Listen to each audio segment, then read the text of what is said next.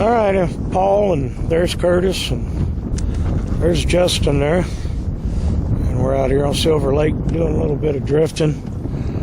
35 degrees. And we got our pole set out here, just kind of going with the breeze. Breeze probably about 4 to 5 mile an hour. It could actually be a little too fast, but we don't have a choice. Don't have a drifting sock, so. But anyway, we're going to see what we can do today. That's for sure. All right, so today we're fishing with shad, frozen shad, matter of fact. And these tend to get a little soft every once in a while when they're smaller. So what I've decided to do is something that's a whole lot easier than sitting there trying to cut the pieces up, especially when it's 35 degrees out here and the hands tend to get cold. Something a little quicker to do it with. I'm going to show you. I'm going to put my piece of shad on, just like so, through the head, so it's not really going to come off. And what I do is I take a pair of surgical scissors. You can buy these pretty cheap in pharmacies, whatnot. So here's what I do. I just cut the gut pocket open, and all that good stuff there is going to leave a trail in the water. So instead of cutting it with a knife and taking forever to cut up shad, this is the way to go. All right, another way we found a free shad, and it was quite by accident. We used to put them in Ziplocs, vacuum packs, and whatnot, and they were all stuck together. It was really hard to thaw them out. Once they thawed out completely, they was hard to use, a little bit soft sometimes. So accidentally, I was loading up some shad to get ready to go fishing, and I had some partial bags. So what I did is I scooped them out, put them in a colander where all the water drained off them, and then I just laid them flat in here. If you notice, I could sit there, take my, and this is frozen shad, folks. It's frozen, but I can still take and flake one off, a whole shad, and it doesn't break apart on me. So I can always use the head section, cut the tail section off about in the gut pocket area, and we're good to go. I don't have to waste the bait.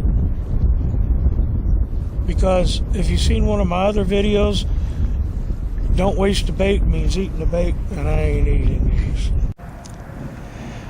All right, well, it's 31 or 37 degrees Fahrenheit. We're still out here doing some drifting. We've been drifting for a few hours, and still nothing. Kind of surprises me.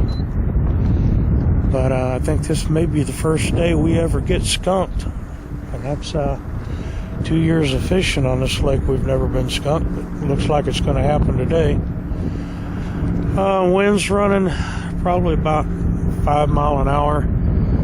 We're going to try this one more pass, and if that doesn't work out, then we're going to anchor up in a 21, 23 foot hole and try that.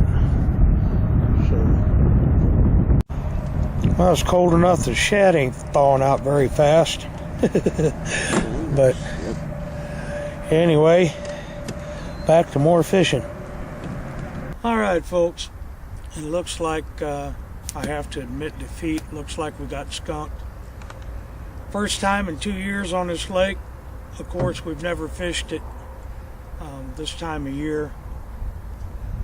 A little harder to find. We've tried anywhere from 23 to, 9 feet. No luck.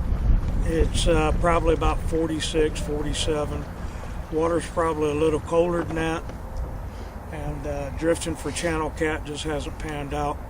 We've went into coves. We've fished coves anywhere from 3 feet deep to 9 feet deep. Still no luck. We anchored into the coves, nothing.